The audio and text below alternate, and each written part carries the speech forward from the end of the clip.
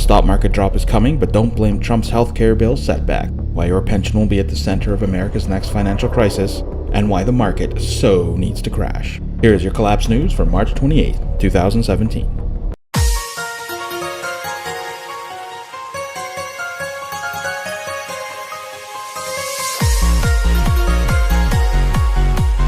The firm's chief investment officer, Jeffrey Sout, is warning investors that stocks are in a danger zone, one that's big enough to wipe out a chunk of gains from the so-called Trump rally. He believes stocks will come under pressure as investors take a healthcare setback as a sign that Trump's business-friendly agenda is seeing serious crack. You already have technical damage in the market. It was pretty evident last Tuesday, said Sout in reaction to the news. The S&P 500 has been trapped in a trading range since mid-February. The worst-case scenario would be a 5 to 10% pullback from these levels, according to Sout. Your pension will be at the center of America's next financial crisis.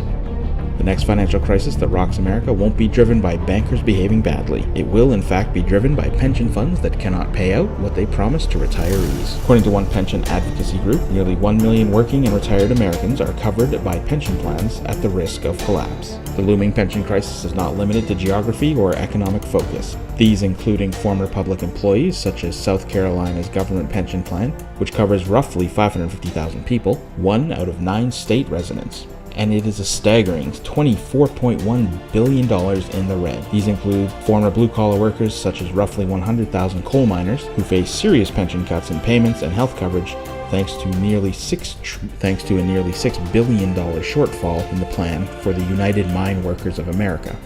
And when the bill comes due, we will all be in very big trouble. Collapse fact. Gold is extremely ductile. A single ounce of gold, about 28 grams, can be stretched into a gold thread 5 miles or 8 kilometers long. Gold threads can even be used as embroidery thread.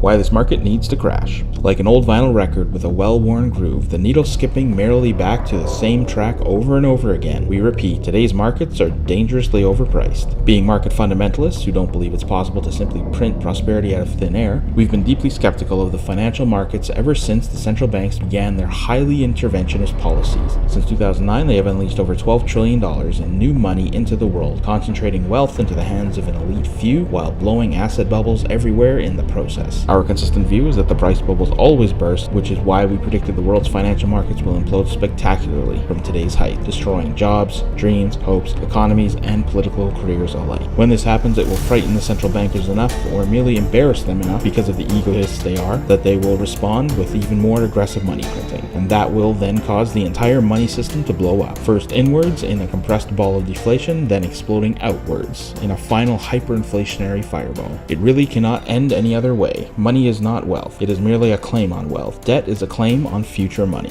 The only way to have faith in our current monetary policies is if one believes that we can always grow our debts at roughly twice the rate of GDP forever. That is, compound the claims at twice the rate of income year after year from here on out.